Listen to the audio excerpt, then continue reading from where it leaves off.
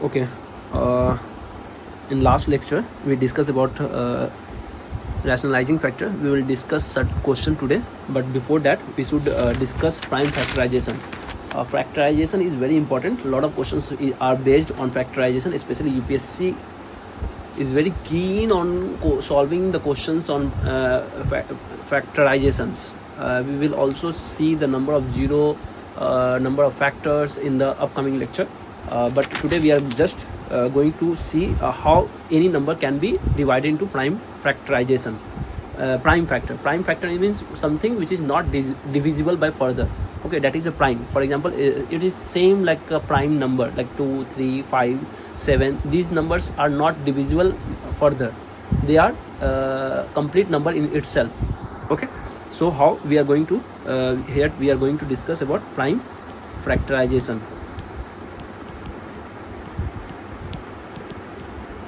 I'm going to make a lot of content.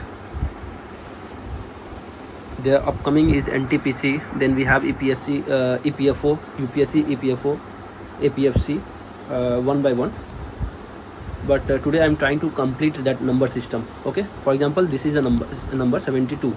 How we will get the factorization? 72 का prime factor कैसे मिलेगा? ठीक है? The traditional method is 72. We will divide by 2. Divide by 2 we will get 36. Then again divide by 2 we will get 18. Divide by 2 we will get 9. Then now divide by 3 we will get 3.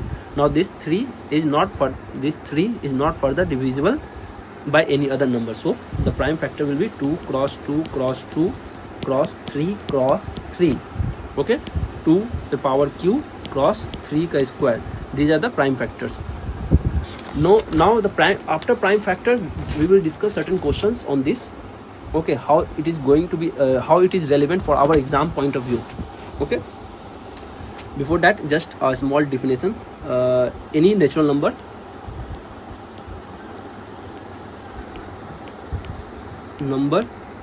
n can be represented as p1 to power a cross p2 to power b cross p3 to power c in this way. Okay, where p1, p2, p3 these are prime number and a, b are power. Okay, now certain questions we will discuss. Before that let's one more concept. n is a perfect square. ये क्या है? Perfect square है. Perfect square है.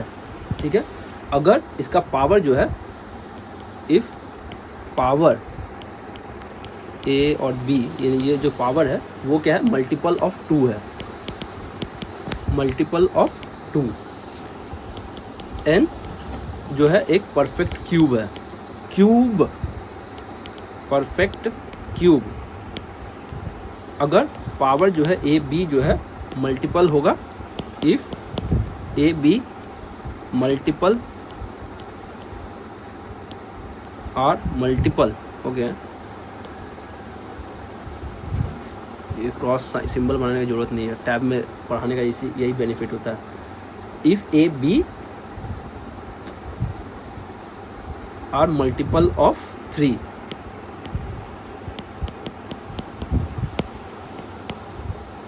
ठीक है, अब जैसे देख लो, मान लेते हैं 1764. ये क्वेश्चन दे दिया. मान लेते हैं कि n जो है मेरा 764 है.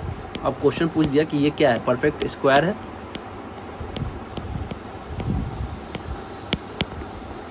ठीक है, कैसे निकालेंगे? तो हम लोग इसको फैक्टराइजेशन में करेंगे. ओ भाई साहब, 764 का फैक्टराइजेशन करने जाएंगे ना तो बहुत में जाएगा. फिर भी करते हैं. 2 8 16, 2 8 16, 2 दूनी 4, 2 चौके 8, 2 चौके 8, 2 1 2. हम लोग जानते हैं 441 जो होता है 21 का मल्टीपल होता है, 21 का स्क्वायर होता है, 21 का स्क्वायर होता है. ठीक है, but still we will try to divide it by 7.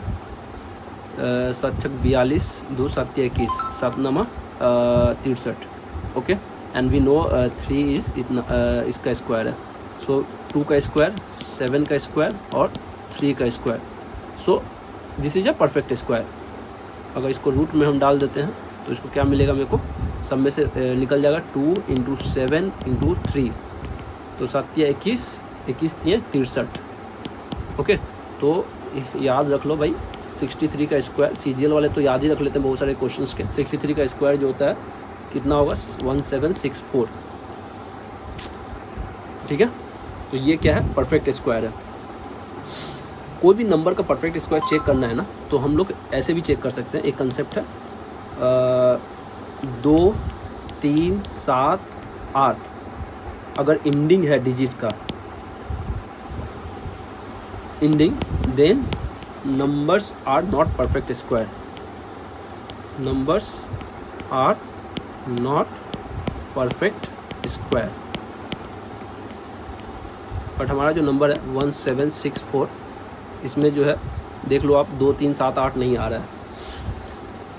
मतलब कोई भी नंबर जो है परफेक्ट स्क्वायर होगा तो ending 0 4 6 9 ending, then it will be a perfect square। Okay, तो ये कंसेप्ट हो गया। तो ऐसे प्राइम फैक्टराइजेशन से ऐसे बहुत सारे क्वेश्चन होगा। मैं 1-2 क्वेश्चन दे देता हूँ, टाइम नहीं है, you just comment in the box. Okay, 1-2 question मैं नेक्स्ट लेक्चर में भी डिस्कस करूँगा, ठीक है। But let's see, one question I am giving this, by what minimum, इस तरह का क्वेश्चन यूपीएससी में बहुत पूछता है, ठीक है। Minimum number n should be multiplied to make it a perfect square.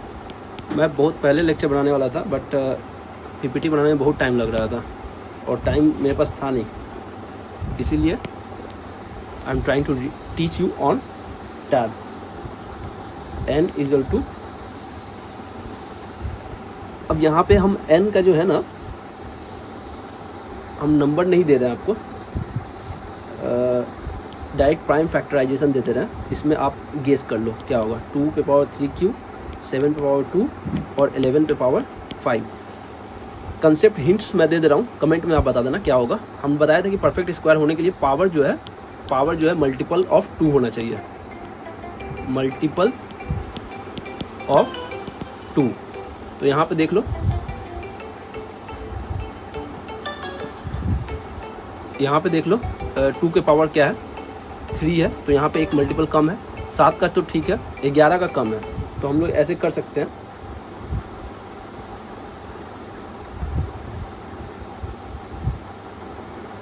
Okay okay okay okay okay, हम लोग स्क्वायर नहीं, क्यूब हम लोग चेक कर रहे थे। तो क्यूब के लिए क्या है, 2 का क्यूब तो ठीक है, 7 का जो है एक कम है, पावर मल्टीपल ऑफ